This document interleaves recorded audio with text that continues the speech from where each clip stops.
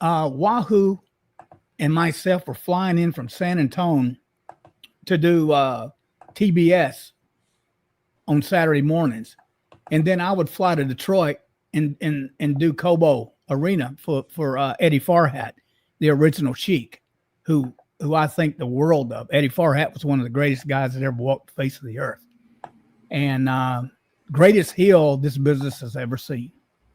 I'm just telling you. But I was in there, and I was getting a shower because I had to go catch a plane and go to Detroit. And me and Wahoo were talking real quick, and Ole says, "Look, I want to start booking you." I said, "Booking me?" And he said, "I'm going to take 20% of your money." I said, "No, you're not." I said, "Where are you going to book me, Ole? I'm already booked every damn where." You know? I said, he said, "Well, I got 7 other guys kicking back 20%. I said, "Well, I ain't the fucking guy that's going to kick it back." And so he said, "If you don't kick it back," he said, I'm gonna ruin your career. You will never work again." And I said, "You know something, Ole?" Right in front of Wahoo, I told him this. I said, "Let me tell you something, guy." I said, "If you do that to me," I said, "I'm gonna go on national television and expose your ass." And I did. And the trouble is, Ole Anderson got to ABC and sent him to Vince, and Vince has never done anything to me to this day. And it was Ole Anderson. And I told that John Stossel, that piece of shit, that he screwed me royally on the whole deal.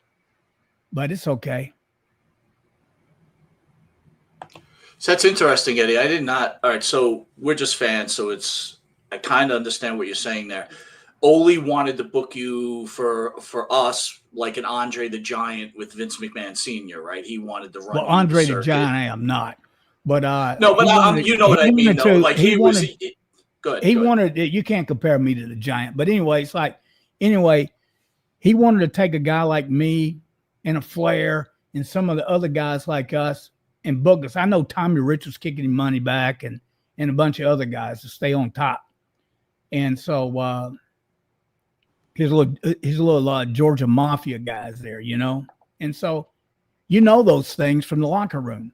And Terry Funk told me, he said, "Don't you kick that son-of-a-bitch back money ever." He said, "You're too good to do that." And I said, "Okay." And I told Wahoo, and then Wahoo told him, he said, Wahoo told him, he said, "He's my guy." And Ole looked at Wahoo and he said, "Not for long." But anyway, that's the shit you would go through, you know. See, he couldn't get the Ric Flair, so he got Eddie Mansfield. And I'm glad he couldn't get the Rick.